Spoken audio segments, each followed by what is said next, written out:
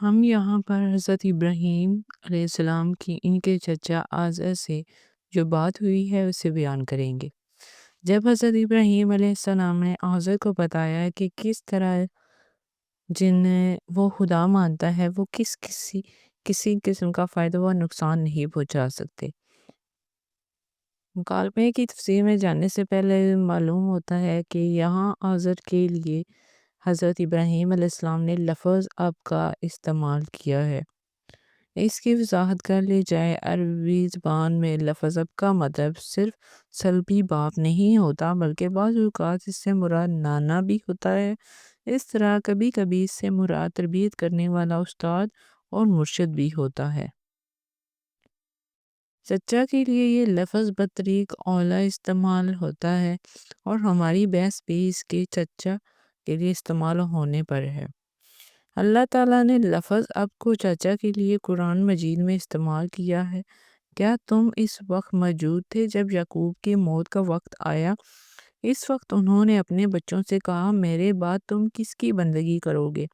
سب نے کہا، ہم اس معبود کی بندگی کریں گے جو آپ کا اور آپ کے آباء و اجداد کا ابراہیم، اسماعیل اور اسحاق کا معبود ہے، جو یکتا معبود ہے اور ہم اس کے فرمانبردار ہیں۔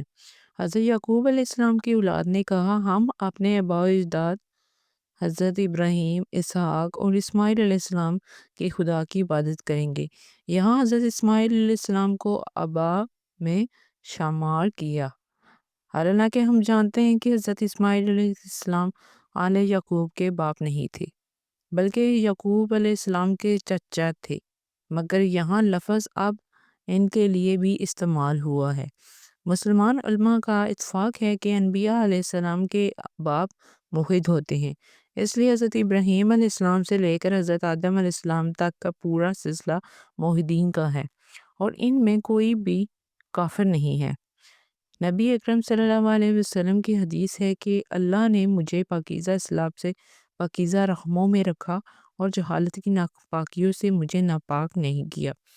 حضرت ابراہیم علیہ السلام کا اپنے چچا کو دعوت دینا دراصل ان تک پیغام توحید کو پہنچانا ہی تھا، جیسے کہ باقی انبیاء نے بھی ایسا ہی کیا اور ہمارے نبی اکرم صلی اللہ علیہ وسلم کو بھی سب سے پہلے اپنے خاندان کو تبلیغ دین کا حکم دیا گیا۔ ارشاد باری تعالیٰ ہوتا ہے کہ اور اپنے قریب ترین رشتہ داروں کو تنبیہ کیجیے۔ اسی طرح حضرت ابراہیم علیہ السلام نے بھی سب سے پہلے دعوت توحید اپنے قبیلے والے کو دینا شروع کی۔ یہاں سے ہم حضرت ابراہیم علیہ السلام اور آزر کے درمیان ہونے والے مکالمے پر بات کرتے ہیں۔ اس کو نقل کرتے ہوئے قرآن کہتا ہے، اور اس کتاب میں ابراہیم کا ذکر کیجیے، یقیناً وہ بڑے سچے نبی تھے۔ جب انہوں نے اپنے باپ چچا سے کہا، اے ابا، آپ اسے کیوں پوچھتے ہیں جو نہ سننے کی اہلیت رکھتا ہے، نہ دیکھنے کی، اور نہ ہی آپ کو کسی چیز سے بے نیاز کرتا ہے؟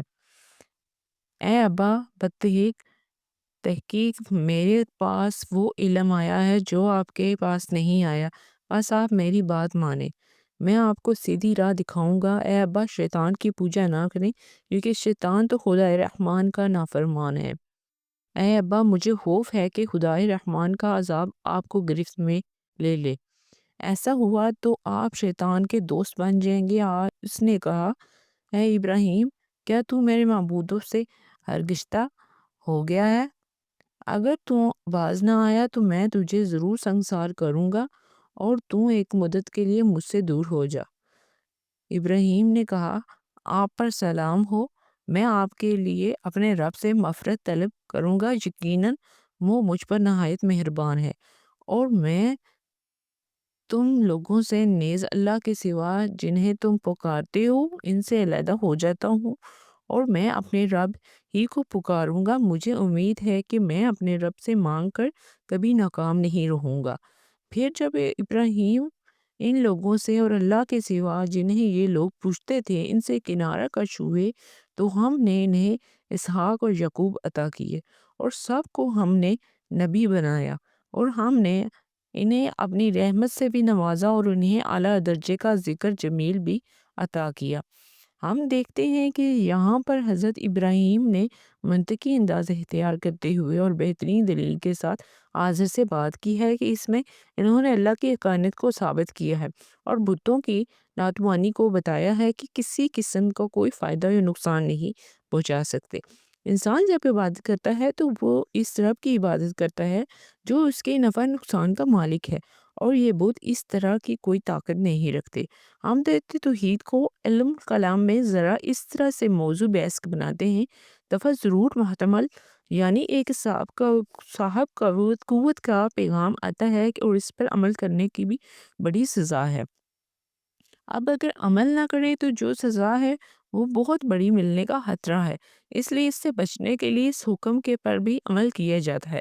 حضرت ابراہیم علیہ السلام نے جس طرح دریافت کیا کہ یہ استفہام انکاری کہلاتا ہے کہ جن کی آزر پرستش کر رہا ہے وہ کسی بھی طرح ان کا نفع نقصان نہیں پہنچا سکتے، جن کی پرستش آزر کر رہا ہے وہ اتنے بے بس ہیں کہ اپنی حفاظت نہیں کر سکتے، تو وہ اپنے ماننے والوں کے نفع نقصان میں کیسے مؤثر ثابت ہو سکتے ہیں۔ حضرت ابراہیم علیہ السلام اور آزر کے درمیان ہونے والے اس مکالمے کی عقائد میں بڑی اہمیت یہ ہے کہ حضرت ابراہیم علیہ السلام نے اپنے چچا آزر سے کہا وہ ایسے خدا کی عبادت کریں جو اسے کچھ دے سکے، اسے فائدہ پہنچا سکے اور اس سے بڑھ کر اس پر آنے والے مشکلات کو دور کرے، اور جس کی وہ عبادت کر رہا ہے وہ اس سے فائدہ پہنچانے والے ہوں۔ یہ بات بڑی واضح ہے کہ ہم وہی مشکلات کو دور کر سکتا ہے جو سننے اور سمجھنے کی صلاحیت رکھتا ہو۔ خدا کے لیے ضروری ہے کہ وہ اپنے بندوں کی حاجات کو جانتا ہو اور پھر ان کے حاجات کو پورا کرے، اور بتوں کے بارے میں ہم جانتے ہیں کہ وہ ایسی کسی صلاحیت کے حامل نہیں ہیں، کیونکہ وہ سننے اور سمجھنے کی صلاحیت سے عاری ہیں اور ان کے پاس خود کچھ نہیں ہے اور نہ کسی دوسرے کے لیے مدد کریں گے۔ قانون ہے کہ جس کے پاس کچھ نہ ہو وہ کسی کو کچھ نہیں دے سکتا۔ حضرت ابراہیم علیہ السلام نے اپنی دلیلوں کو جاری رکھا اور جو باتیں آزر نہیں جانتا تھا وہ بتاتے رہے تاکہ اپنے چچا آزر کو منطقی انداز میں دعوت دین دے سکے۔ ان کا چچا اس بات سے غافل ہے کہ حضرت ابراہیم علیہ السلام کو علم اور نبوت میں سے پروردگار نے جو کچھ عطا کیا تھا، اللہ تعالیٰ کا ارشاد ہے، اے بتحقیق میرے پاس وہ علم آیا ہے جو آپ کے پاس نہیں آیا، بس آپ میری بات مانیں، میں آپ کو سیدھی راہ دکھاؤں گا۔